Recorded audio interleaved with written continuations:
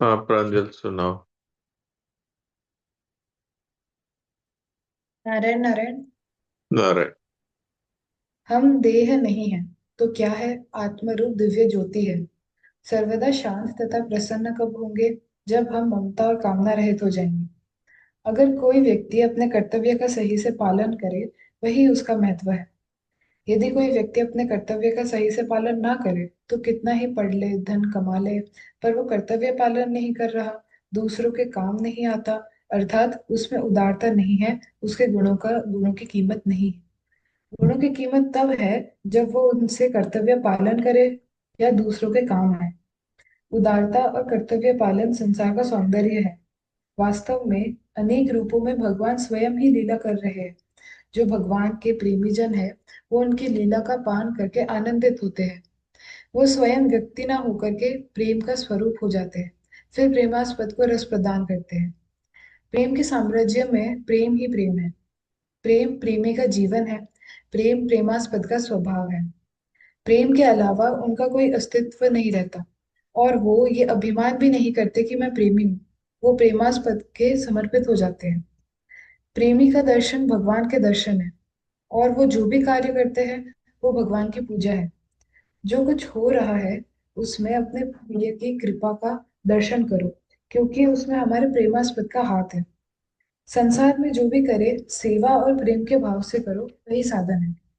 साधक अपने आप को सेवक और प्रेमी ही समझता है।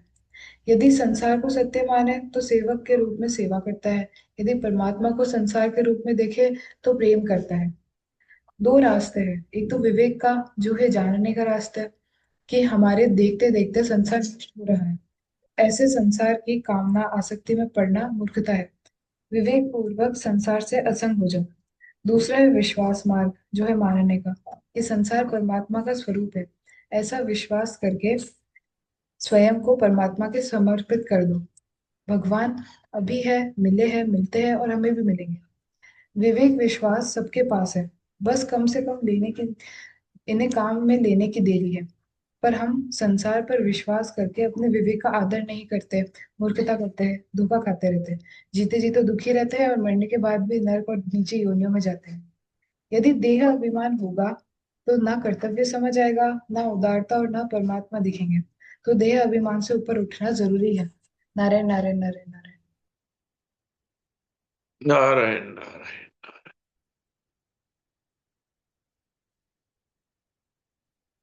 तो अभी हम गीता जी के छठे अध्याय का 46वां श्लोक आज पढ़ते हैं। अध्याय 6 श्लोक 46।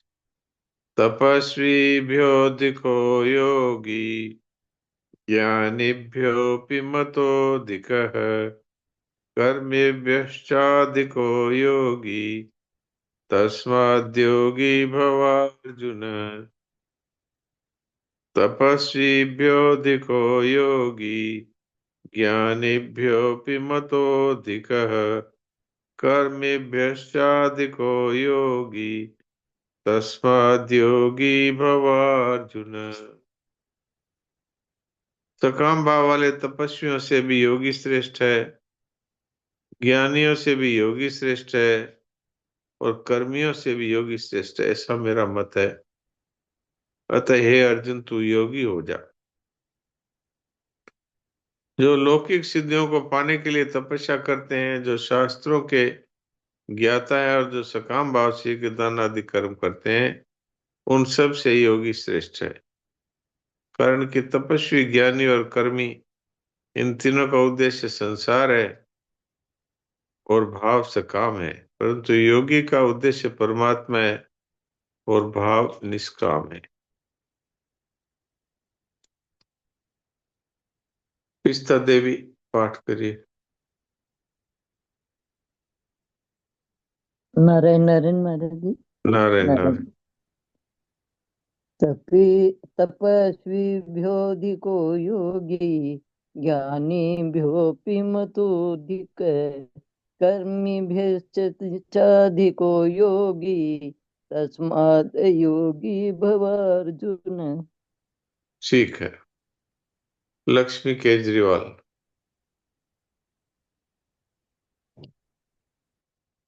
नारायण नारायण जी सा। राम राम। नारायण नारायण, राम राम। तपस्वीभ्योऽधिको योगी ज्ञानिभ्योऽपि मतोऽधिक कर्मेभ्यश्चाधिको योगी तस्माद् योगी भवार्जुन। राम राम नारायण ठीक है, अच्छा। जी साहब। अच्छा, क्या बोल रहे हैं? मैं आपको दोबारा बोलने का मौका दे रहा हूँ, बोलिए। आप अभी कौन सा शहर में हो? टोपा स्वेटर से पहन रखे हो। मैं जयपुर में हूँ, जयपुर में। जयपुर में इतनी ठंड हो गई है। हाँ, जयपुर में बारिश हुई थी कल काफी ज्यादा। उसके बाद इसी एक बार फिर बारिश हो गई, इसीलिए।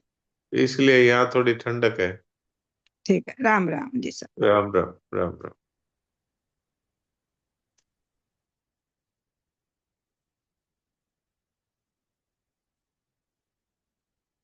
रेखा।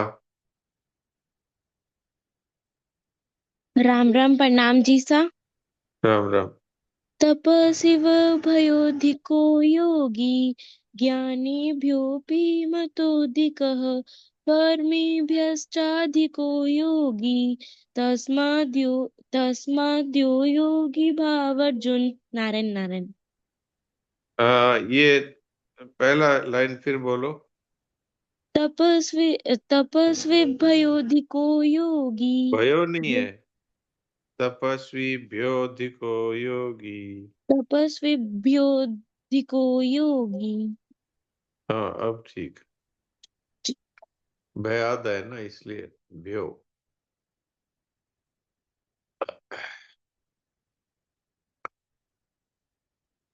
गायत्री। नारायण नारायण। नारायण नारायण। नारायण। तपस्वीभ्योऽधिको योगी ज्ञानिभ्योऽपि मतोऽधिक कर्मी कर्मिभ्यश्चाधिको योगी तस्माद्योगी भवार्जुन। नारायण नारायण, प्रणाम। ठीक है, अच्छा। सविता।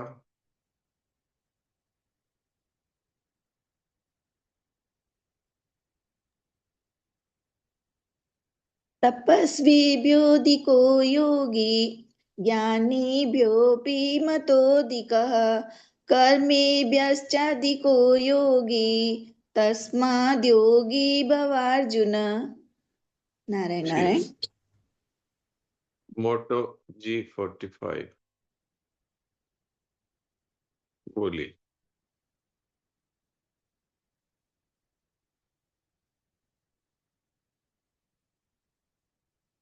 हाँ बोलिए, अब आप बोल सकते हैं, आपका माइक खुल गया है।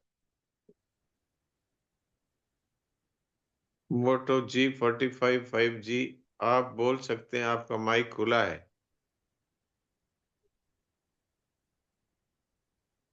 पता नहीं क्या है, प्रॉब्लम है। कई दिनों से हाथ खड़ा करते हैं लेकिन बोल नहीं पाते। पहले तो माइक ही नहीं खुल रहा था, अब माइक खुल गया है फिर भी नहीं बोल रहे हैं। प्रीति। नारायण नारायण जी सा, प्रणाम कर रही हूँ। नारायण नारायण। तपस्विभ्योऽधिको योगी ज्ञानिभ्योऽपि मतोऽधिक कर्मिभ्यश्चाधिको योगी तस्माद् योगी भवार्जुन। नारायण। हाँ ठीक है।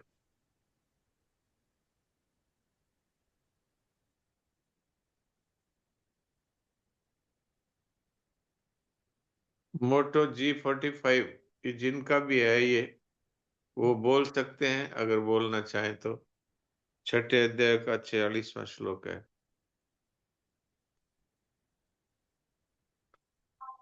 ठीक है, नहीं बोल रहे, कोई बात नहीं।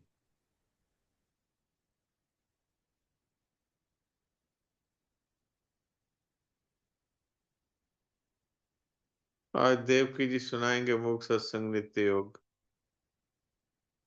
मैंने को होस्ट बना दिया है, सुनाइए।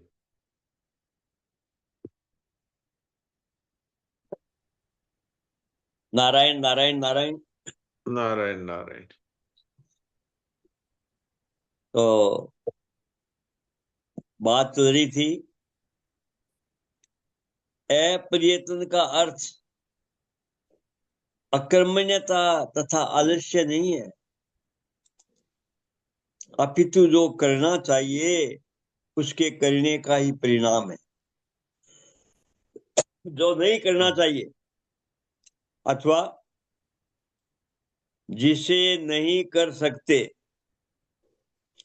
उस कार्य के जमा रखने से ही जो करना चाहिए उसका करना दुष्कर हो जाता है। हाँ, तो अप्रयत्न का मतलब वास्तव में अकर्मण्यता नहीं है कि हम व्यापार कर रहे तो व्यापार छोड़ दें, घर का काम कर रहे तो घर का काम छोड़ दें, नौकरी कर रहे हैं तो नौकरी छोड़ दें, ये अर्थ नहीं है। यानी कि सब कार्य छोड़ करके निकम्मे होके बैठ जाएं, ये नहीं है अप्रयत्न का अर्थ। अप्रयत्न का अर्थ है मेरा कुछ नहीं है, मुझे कुछ नहीं चाहिए और मुझे अपने लिए कुछ नहीं करना है। आप कहेंगे फिर अपने लिए नहीं करना है तो किसके लिए करना है? तो आप जिस घर में रह रहे हैं उनके लिए करना है, आप जहां नौकरी कर रहे हैं उनके लिए करना है, आप जिस संसार में रह रहे हैं उनके लिए करना है। अर्थात अपने लिए कुछ न करना, इसका नाम है प्रयत्न है। न अपने लिए कार्य करना, न अपने लिए चिंतन करना, क्योंकि हम परमात्मा के चेतन अंश है। तो हमें अपने लिए क्या करना है? हम तो पूर्ण हैं। परमात्मा जिस तरह से सत है वैसे हम भी सत हैं। हम का अर्थ यहाँ पर शरीर नहीं है, शरीर से अलग जो हम हैं परमात्मा के चेतन अंश, या सीधे शास्त्रीय शब्दों में कह दें आत्मा। हम ये हाड मांस चमड़ी और ये मलमूत्र का थैला है, ये हम नहीं है। हमने तो यही मान रखा है, हाड मांस चमड़ी मलमूत्र का थैला यही मैं हूं। और इसको जो नाम दिया है वही मैं हूं, इसकी जो जाति है वही मैं हूं। तो हमें कोई परिचय पूछता है तो हम, मेरा ये नाम है, मेरी ये जाति है, मेरा ये पद है, इस तरह से अपना परिचय देते हैं। तो ये परिचय तो व्यवहार के लिए दे सकते हैं, कोई बात नहीं, लेकिन हमारे संज्ञान में ये बात पक्की रहनी चाहिए कि ये हाड मांस चमड़ी मलमूत्र का थैला मैं नहीं हूं। क्योंकि ये तो प्रतिक्षण मौत के मुंह में जा रहा है। मान लीजिए इस हाड मांस के थैले की उम्र 60 वर्ष भगवान की तरफ से इसमें डाली हुई है।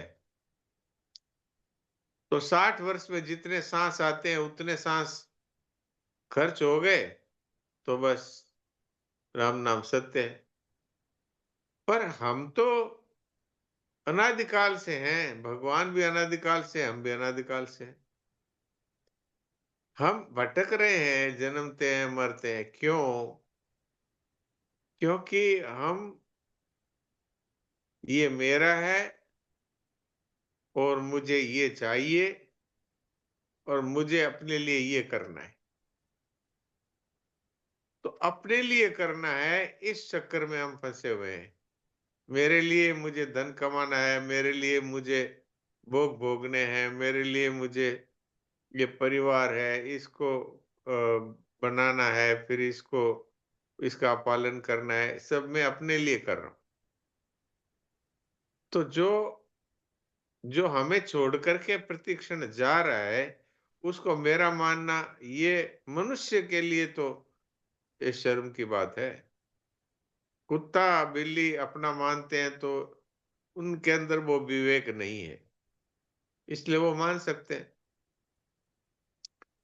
शरीर हमें छोड़कर जा रहा है, ये बूढ़ा हो गया, हम वो के वही हैं। किसी से कोई पूछे कि तुम जो बचपन में थे वो तो नहीं हो, तो वो ये कहता है कि ये शरीर तो बदल गया लेकिन मैं तो वही हूं। सब यही कहते हैं। तो ये खाली कहते ही हैं कि इसका अनुभव भी करते हैं। हमें इसका अनुभव करना चाहिए कि सब कुछ बदल गया, शरीर बदल गया, साथी बदल गए, सामान बदल गया, परिस्थितियां बदल गई, घटनाएं बदल गई। यानी कुछ भी ऐसा नहीं है जो आज से 50 वर्ष पहले हमारे साथ था, वो कुछ भी वैसा नहीं है, सब बदल गया।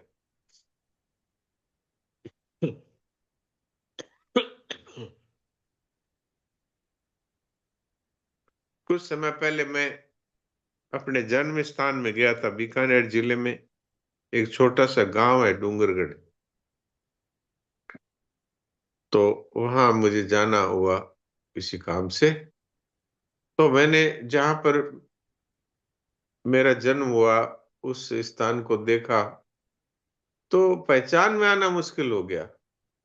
वो गलियां भी बदल गई, वो व्यक्ति भी बदल गए। वहां पर जहां पर समतल जमीन थी वहां ऊंची जमीन हो गई, जहां पर ऊंचे मकान थे वो वहां पर ऊंची रेत आ गई, वो मकान नीचे जैसे थे ऐसे लगने लग गए। मेरे को पहचानना मुश्किल हो गया। जिन गलियों में मैं बचपन में रहा खेला, वो गलियों को, उस जगह को पहचानना मुश्किल हो गया, इतना बदल गया। लेकिन मुझे ये अनुभव नहीं होता कि मैं बदल गया। हाँ, शरीर भी बदल गया, शरीर बदल गया, शरीर की शक्ति बदल गई, इंद्रियों की शक्ति बदल गई। यानी ऐसा कुछ भी नहीं है जो नहीं बदला सिवाय मेरे। तो इससे क्या सिद्ध हुआ कि मैं वही हूं। 50 60 70 वर्ष हो गए, जो पहले था वही अब हूं। लेकिन अगर मैं शरीर को लेकर के बात करता हूं तो शरीर वो नहीं है। वैज्ञानिकों का तो ये कहना है कि शरीर का एक एक सेल 6 महीने के बाद बदल जाता है, यानी 6 महीने में ये नया मॉडल हो जाता है। लेकिन फिर हम कहते हैं मैं वही हूं। तो सिर्फ मैं ही नहीं बदलता, तो ऐसे भगवान नहीं बदलते। वो अनादिकाल में जो पहले थे वही आज है, और मैं भी वही हूं। लेकिन शरीर बदल गया, साथी बदल गए, सामान बदल गया। इससे सिद्ध हुआ कि ये शरीर और संसार बदलने वाले हैं और मैं सदा रहने वाला हूं। इसका यदि अनुभव हो जाए तो फिर मृत्यु का भय कैसे रहेगा बताइए। जो शरीर को मैं या मेरा मानता है उसको तो मृत्यु का भय रहेगा। लेकिन जो ये कहता है कि ये हाड़ मांस चमड़ी और मलमूत्र का तेला है, ये मैं नहीं हूं, तो बोले ये तो मरेगा। हाँ, तो बोले मरने दो, ये तो मर ही रहा है, ये तो मर ही रहा है, एक दिन इसका मरना पूरा हो जाएगा। लेकिन मैं कभी नहीं मर सकता। और बात भी सच्ची है, हम इस बात को मानते भी हैं कि हमारे दादाजी है, उनका शरीर हमने ही जलाया, लेकिन उनके लिए हम एकादशी व्रत करके उनको समर्पित कर देते हैं, कुछ दान करके उनको समर्पित कर देते हैं। फिर श्राद्ध के दिनों में उनके लिए हम श्राद्ध करते हैं। तो अगर हम ये मानते हैं कि दादाजी नहीं है तो हम किसके लिए कर रहे हैं। इससे सिद्ध हुआ कि दादाजी का शरीर तो वो नहीं है, वो तो हमने ही जला दिया, लेकिन वो तो कहीं पर भी है अपने कर्मों के अनुसार, या तो भगवान के धाम में है, या फिर किसी ऊंचे लोक में या नीचे लोक में है, या फिर किसी नीची ऊंची योनि में है। तो इससे सिद्ध क्या हुआ, इससे सिद्ध हुआ कि हम सदा रहने वाले हैं। तो सदा रहने वाले के लिए क्या करना है, ये अप्रयत्न शब्द की व्याख्या अभी चल रही है। तो जो सदा रहने वाला है उसके लिए क्या करना जरूरी है, यानी जो चेतन है, जो अविनाशी है, जो आनंद स्वरूप है, उसके लिए क्या करना जरूरी है। तो मानना पड़ेगा कि अप्रयत्न है वो हमारे लिए वास्तव में अप्रयत्न ही हमारा साधन है। अर्थात अपने स्वार्थ के लिए कुछ भी करना, इसको प्रयत्न कहते हैं। और केवल सेवा करना ये निष्काम कर्म है, इसको अकर्म कहते हैं। ये अप्रयत्न है, ये अकर्म है। अर्थात हम करते हुए दिखते हैं लेकिन हमें उसका फल चाहिए नहीं, न उसको करने का हमारे में कोई राग है, न उसको करने का हमारे में कोई कर्तृत्व है। शरीर भगवान का दिया हुआ है और योग्यता भगवान की दी हुई है। उस योग्यता से, उस शरीर से उस संसार की सेवा हो रही है जिस संसार ने ये शरीर और योग्यता दी है, अथवा उस परमात्मा की सेवा हो रही है जिसने ये शरीर और ये संसार दिया है, उनकी सेवा हो रही है। तो अपने लिए कुछ करना है ही नहीं, इसी का नाम अप्रयत्न है, इसी का नाम अकर्तापन है, इसी का नाम अकर्म है। एक बार फिर पढ़ दीजिए देवकी जी वो वाक्य। हाँ, तो अप्रयत्न का अर्थ अकर्मण्यता तथा आलस्य नहीं है, अपितु जो करना चाहिए उसके करने का ही परिणाम है। जी, जो नहीं करना चाहिए अथवा जिसे नहीं कर सकते, उस कार्य के जमा रखने से ही जो करना चाहिए उसका करना दुष्कर हो जाता है। हाँ, ये एक बहुत महत्वपूर्ण ये पॉइंट है, इसको हम लोग समझें कि यदि जो करना चाहिए और जो हम कर सकते हैं उसको यदि हम पेंडिंग रखेंगे, जैसे माता पिता की सेवा करनी है तो हम सेवा नहीं करते, तो फिर हमारे लिए जो करना चाहिए और जो हम कर सकते हैं वो हम नहीं करते हैं, तो फिर हमारे लिए वो जो करना चाहिए वो करना मुश्किल हो जाता है, क्योंकि वास्तव में जो करना चाहिए वो हम करते नहीं। और फिर व्यक्ति क्या करता है कि जब जो करना चाहिए और जो कर सकते हैं वो नहीं करता, तो वो करता है जो नहीं करना चाहिए, तो मनुष्य का पतन हो जाता है। तो इसलिए कोई अकर्मण्य होकर बैठ जाए, आलस में जो करना चाहिए वो करे ही नहीं। जैसे हमें अपने माता पिता की सेवा करनी है, जैसे हमें अपने आश्रितों के काम आना है, जैसे निर्बलों के काम आना है, तो जो हमारा कर्तव्य है उसको हम करते नहीं, तो हम वो करेंगे जो हम नहीं करना चाहिए, तो हमारा पतन होगा। इसलिए हमें जो करना चाहिए और जो हम कर सकते हैं उसको अवश्य ही कर देना चाहिए, उसको पेंडिंग नहीं रखना चाहिए कि ठीक है कर लेंगे। अब कर लेंगे में अगर हमारा जीवन का समय समाप्त हो गया तो, इसलिए भगवान का भजन करना है, दूसरों की सेवा करनी है, मूक सत्संग करना है, नाम जप करना है, ये करने वाली चीजें हैं। ये हम नहीं करेंगे तो हम वास्तव में वो कर बैठेंगे जो नहीं करना चाहिए। जी, जब जो नहीं करना चाहिए अथवा जिसे नहीं कर सकते, उस कार्य के जमा रखने से ही जो करना चाहिए उसका करना दुष्कर हो जाता है। और क्या। इसी दशा में हाँ मानव अकर्मण्य हो, कर्तव्य विमूढ़ हो जाता है। हाँ, फिर क्या है, आदमी आलस में पड़ा रहता है, उसको प्रमाद में पड़ा रहता है और अपने कर्तव्य से च्युत हो जाता है, कर्तव्य विमूढ़ हो जाता है। उसको ठीक से समझ में नहीं आता कि मुझे क्या करना चाहिए और क्या नहीं करना चाहिए। तो कहीं हमारी ऐसी स्थिति तो नहीं है, हमें अपने अपने बारे में सोचना चाहिए। जी आगे पढ़िए। प्राकृतिक नियमानुसार जिसे जो करना चाहिए उसके करने में वह सर्वदा स्वाधीन तथा समर्थ है। हाँ, तो फिर अकर्मण्यता का जीवन में स्थान ही कहाँ है? स्थान ही क्या है, बिल्कुल।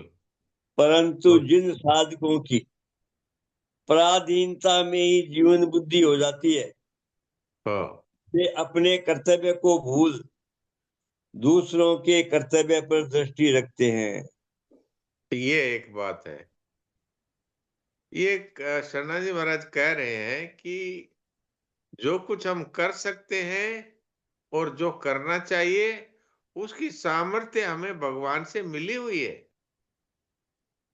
ऐसा नहीं है कि हम जो कर सकते हैं और जो करना चाहिए उसकी हमारे में शक्ति नहीं है, उसकी हमारे पास सामग्री नहीं है।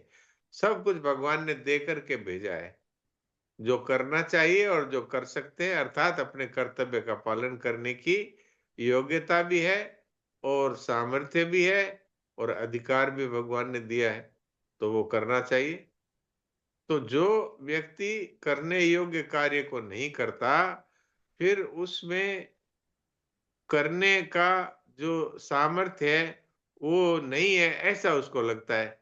मैं तो नहीं कर पाऊंगा, क्योंकि वो करने योग्य कार्य को उसने जमा रखा हुआ है, करता ही नहीं।